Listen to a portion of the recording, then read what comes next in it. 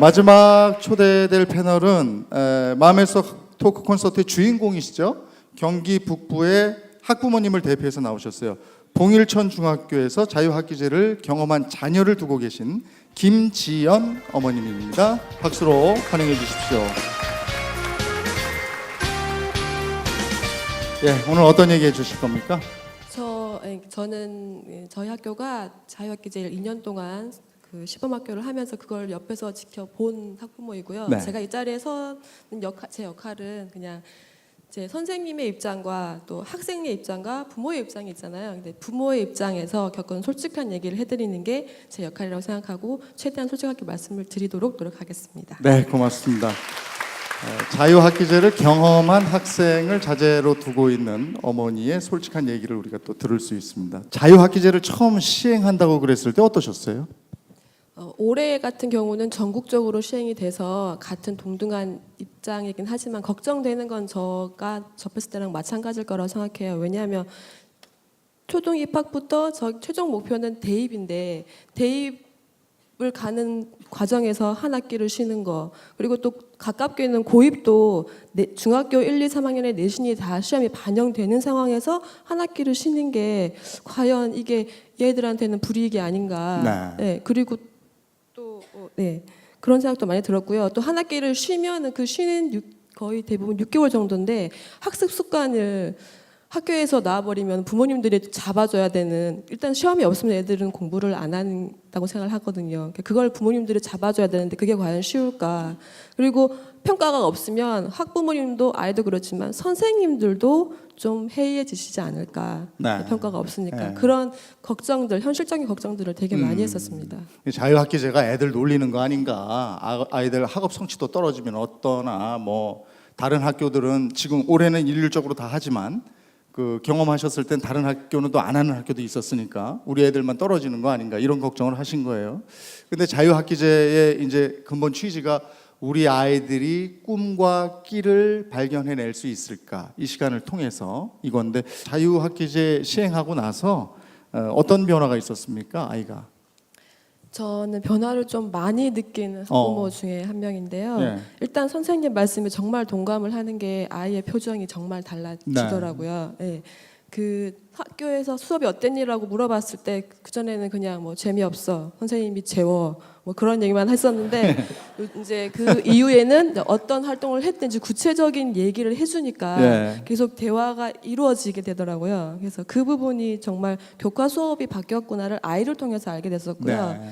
그다음에 제가 이제 중학교 이상 되면 엄마들도 참 고민이 많아요. 저희 아이가 앞에 영상에서 나왔던 꿈이 없는 아이 중에 하나였기 때문에 좀 제가 그때 많이 공감을 했었는데, 그 어떻게 하면 도와줄까, 어떻게 꿈을 찾아줄까를 같이 고민을 하지만 어떻게 찾아야 될지 사실 부모도 어렵더라고요. 네. 네. 그래서 그나마 제가 파악하고 있는 저희 아이는 이과형 아이고, 문과보단 이과고, 이렇게 무리지어서 활동하는 것보다는 혼자서 생각하고 책 읽고 막 이렇게 탐구하는 그런 걸 좋아하는 아이다라고 저는 나름 12년 뭐 이렇게 몇 년 키워오면서 나름 생각을 가지고 있었는데, 이제 그 교과 선택 활동과 진로 활동을 하다 보면 애들은 많고 과는 한정되어 있기 때문에 어쩔 수 없이 가위바위보로 하기 싫지만 가게 되는 경우가 많더라고요. 그래서 저는 이제 수학, 과학 쪽으로 웬만하면 선택을 했으면 좋겠다고 했는데 가위바위보에서 져서 그 사물놀이랑 미술반을 가게 됐어요. 네. 그래서 아이도 투덜대고 저도 이게 뭐냐, 한 학기 좀 그렇겠구나, 다시 너 집에서 따로 선행이나 땡겨야 되겠다, 뭐 그런 생각을 했었는데 근데 이게 점점 바뀌더라고요. 네. 아이가 미술에 대해서 흥미가 생기고 또 자기가 소질이 있는 걸 저도 그때 알았고 아이도 처음 알았어요. 그래서 그때 뭐 한 학기 동안이니까 사실 짧고 그게 뭐 전문적인 지식을 배울 수는 없지만 네. 스스로 내가 이게 재밌구나를 처음 느껴서 그때 이후로 지금 아이가 스스로 제가 어떤 학원을 다니고 싶다고 말한 건 미술학원이 처음이거든요. 그래서 미술의 소묘랑 데생 부분을 지금 다시 배우고 있고요. 예, 캐릭터 디자인이나 무대 디자인 이쪽으로 생각을 정한 건 아니지만 또 이렇게 가지수를 늘려서 그것도 같이 생각해보자라고 된 그런 계기가, 해서 제가 생각하고 단정지었던 아이의 모습이 다가 아니구나, 다양한 모습 중에서 내가 너무 편협한 시선으로 애를 본 게 아닌가, 그런 좀 제가 반성하는 시간을 가졌던 그런 계기가 있었고요. 또 한 가지 느낀 점은 중학교 되면 아이의 꿈이 이제 대통령이라는 건 잘 안 나오잖아요. 네, 그렇죠. 이제 구체화되어야 되는 시기고 그때 부모님이 진짜 뭐 명문 대학교라도 가보든지 아니면 가까운 좋은 그거 고등학교 좋다더라 거기 가보든지 아니면 자벌들을 데려가든지 어떤 체험 활동을 해주고 싶은데 현실은 중간고사, 기말고사, 시시때때로 수행평가 그 데리고 갔다 오면 또 다시 또 습관 잡는 거 그 다 부모의 목표 너무 힘들다고 생각을 하거든요. 그래서 마음은 하고 싶으나 현실이 그렇지 못하게 만들어 준다고 사실 핑계라도 대고 싶은 게 부모의 마음이거든요. 근데 그거를 학교에서 해주고 있더라고요. 네. 대학생 멘토를 비롯해서 소설가, 큐레이터, 저희 학교를 예를 들자면 소방관도 오시고 검사님도 오시고 다양한 직업을 가진 분들이 자기의 가치관을 다 얘기를 해주시고 예. 네.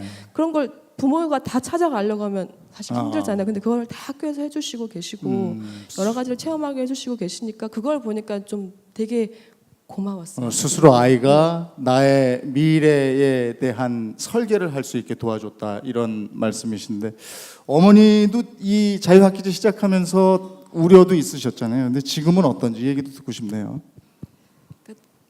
지금 여기 계신 학부모님들한테 한 가지 당부드리고 싶은 거는 그러니까 저희도 학부모 말고 부모가 되고 싶은데 현실은 학부모로 살아야 하잖아요. 계속 아이를 다그쳐야 하고 느슨해지지 않게 채찍질 해줘야 되는데 초등학교 입학부터 수능을 치는 그날 12년 중에 한 학기 정도는 부모의 입장으로 아이를 바라보고 부모의 시선으로 아이를 좀 믿고 기다려주는 시간을 한 학기 정도는 가져보는 게 좋지 않을까. 그동안 아이들이 결코 진짜 룰루랄라 자유를 하는 게 아니더라고요. 내가 뭘 잘하는지, 뭘 할 수 있는지, 뭘 할지를 고민을 계속하게 학교에서 프로그램을 잘 짜서 진행을 하시더라고요. 그래서 믿고 지켜봐 주되 학교에서 잘 하시겠지만 학교마다의 프로그램이 너무 틀리더라고요. 정말 다 틀리더라고요. 왜냐하면 인프라가 틀리고 선생님들이 틀리기 때문에. 네.